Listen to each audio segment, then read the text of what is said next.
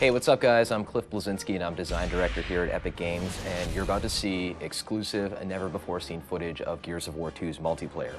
Now the first Gears was a success online, everybody plays it, they're still playing it, but we wanted to really take the game to the next level, and we have many more new multiplayer modes, we have new characters, we have new arenas, new execution moves. It's really a whole new game, and I think you're really going to like it, so let's check it out.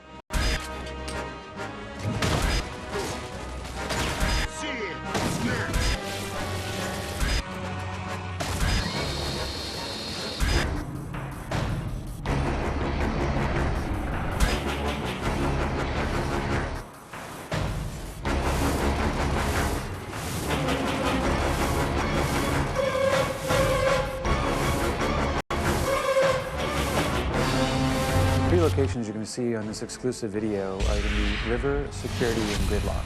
And so the thing that's really interesting about them is that two of them are brand new, and one is a reimagining of the Gears 1 map, Gridlock, which is sort of the baseline for all Gears maps.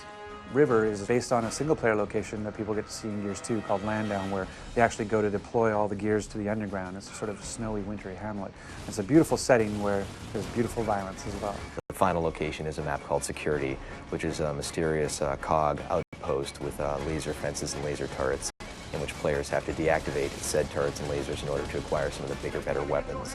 It's visually compelling, and I think it represents a nice cross-section of the multiplayer experience of Gears 2.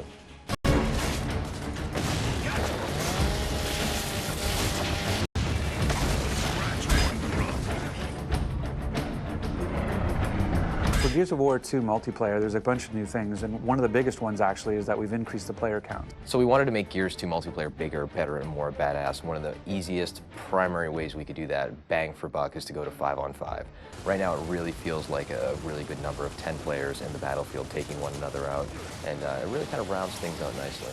We really want to make sure that whatever multiplayer mode we do is true to sort of the Gears vibe, that Gears universe version. So capture the flag. Imagine you had a flag, but the flag is a living person and armed with a shotgun and defending itself. So you actually are playing capture the flag with a flag that could kill you. And so you have to go and you have to basically capture the flag by downing him and picking him up as a meat shield, and then you have to drag him back to this location to score a point. So it's capture the flag, but done Gear style.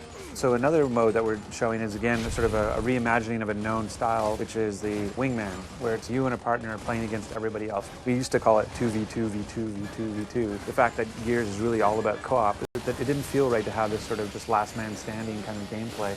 It didn't resonate in our world. So when we looked at how we'd want to have that kind of gameplay, it really felt more like it had to be sort of a co-op experience. The third mode that you'll get to see in this exclusive video is something we call Guardian.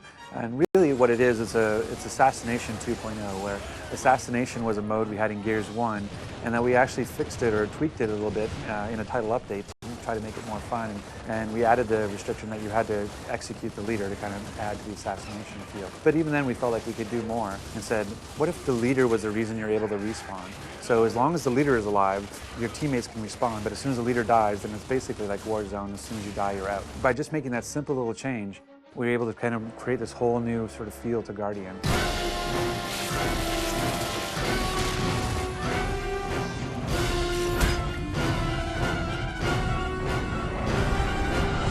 So some of the new weapons that we have in Gears of War 2 include the Scorcher, which is one of my personal favorites. It's essentially the flamethrower from hell. It is basically the most beautiful but deadly flamethrower ever conceived in a video game. Then we also have the Gorgon, which is a Locust burst pistol, which is tremendously powerful and also very heavy.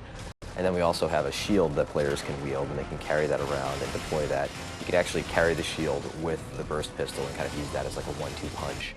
And then we have a poison grenade that players can use for area of denial in order to kind of throw this nasty, noxious cloud out. So in Gears of War 1, we had the ability of using a grenade for grenade tagging. So we found that it would be more interesting to actually take that idea of grenade tagging an opponent and actually apply it to the environment. So now you can actually take any of our 3 grenades, the poison grenade, the smoke grenade, or the frag grenade, and you can actually attach it to a wall.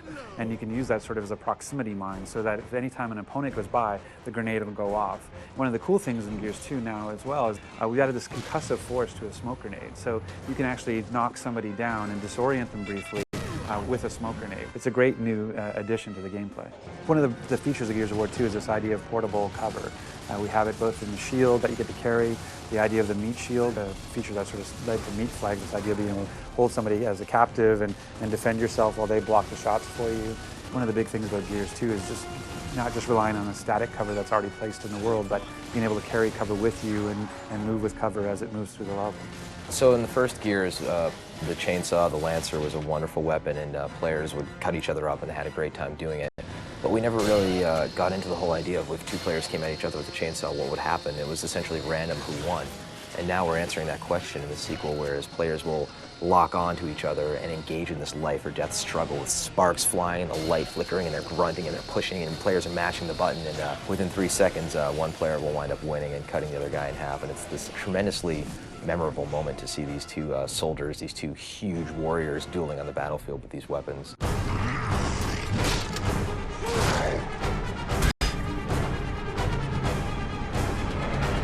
In Gears 2, when you knock somebody down but not out, first of all, they can try and crawl away from you.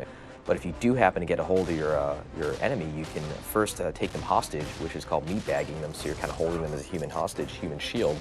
You can also finish them off by then breaking the character's neck and dropping them on the ground. Or if you want to, while the foe is crawling away, you can hit the Y button to do an execution. And there's all sorts of crazy ones, from using the long shot sniper rifle like a sledgehammer, to using the torque bow to popping the enemy's head off, to climbing on top of them and just beating the crap out of them.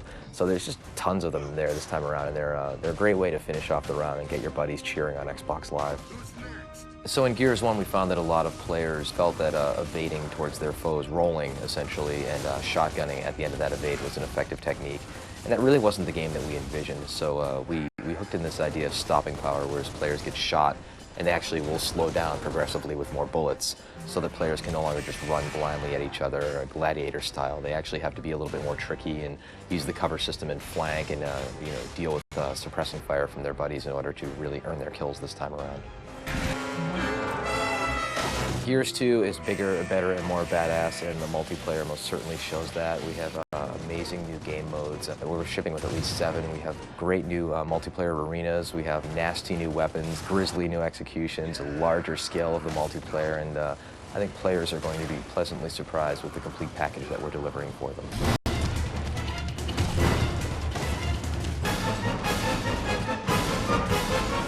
Thanks for checking out this exclusive look at Gears of War 2's new multiplayer features. Looking forward to seeing you guys this winter on Xbox Live.